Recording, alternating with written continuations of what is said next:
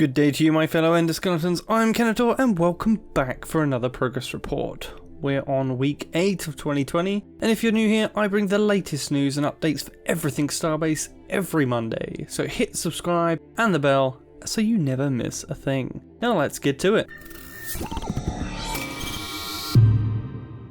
No Lowry quote this week, as the devs have been super busy smashing bugs and creating shiny new space things for us all. So straight on to the update this week. The main design features worked on last week were inventory testing, trying to reproduce issues regarding the drag and drop feature. Thruster exhaust damage areas configured and tested. This will most likely be an area behind the thruster that extends with the thrust power being used on that particular thruster. Maneuver thrusters exhaust damage has been configured to ignore players. Electricity usage calculations worked on for refining raw ores. Economy configurations and insurance terminals fixed in the megastation.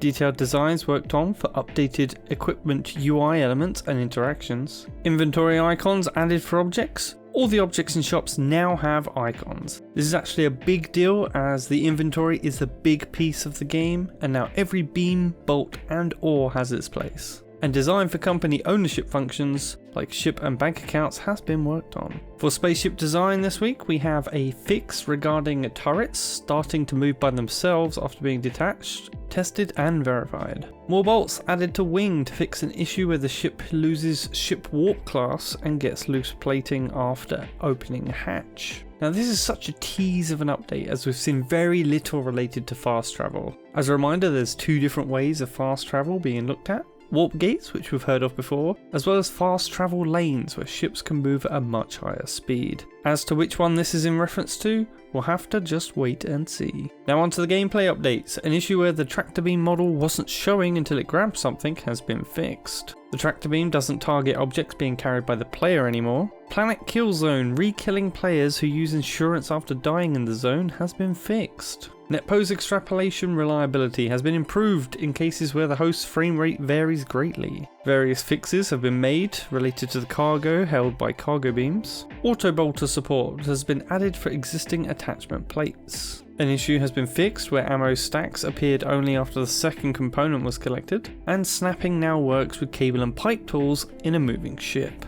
UI work this week has been promote and demote toggle functionality added to company ranks is in the making. He's hoping this also comes with a confirmation window. Everyone can now invite people to groups, not only the group leaders. An issue where the social tab remove button was not removing group members was fixed. And company news is now sorted, so the most recent is on the top.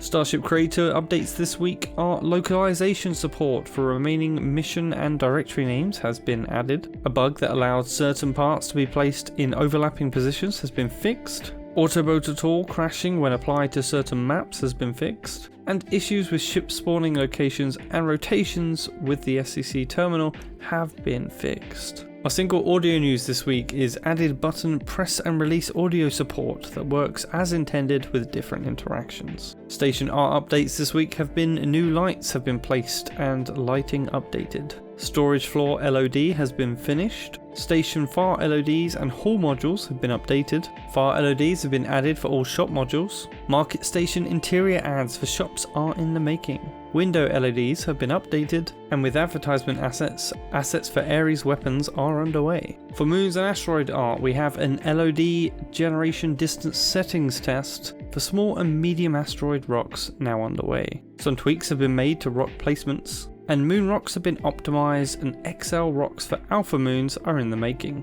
That's right folks, looks like we just got confirmation that moons will definitely be in the alpha. And other updates this week are new weapon and tool lockers for spaceships are in the making. Older models have been updated. The resort port asset is now finished with high poly, low poly and materials all complete. Inventory icons have been made for loose cable and loose pipe items. The modular ore cargo crate has been finished, with its concept and preliminary models done, as well as high poly, low poly and materials. This cargo crate was previously just known as the modular cargo crate. This has since been demoted to just carrying ore by itself. For armor sets, the Pathfinder set textures and paint jobs have been polished. More on this in just a moment, and tests on how to improve the feel of flying animations has been made.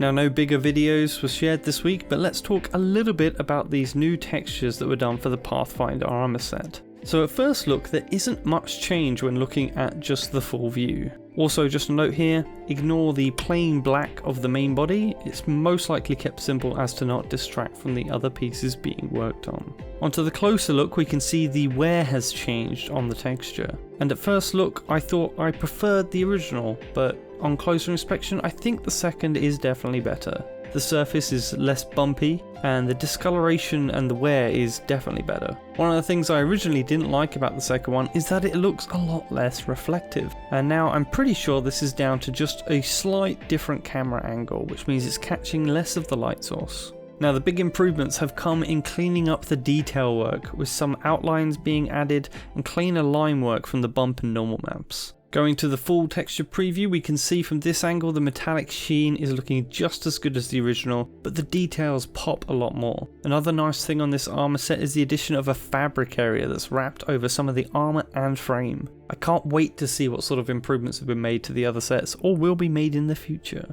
Let me know your thoughts on the new textures for this armor set in the comments. Or you come and share your thoughts on the game so far on my Discord, there'll be a link for that below. You can also join my faction, the K-Bots, on the same Discord if you wish as well. Be sure to smash that like button, share this video with your friends, leave a comment with any questions you want answers to, and I'll see you in the next one. Kenetor, out.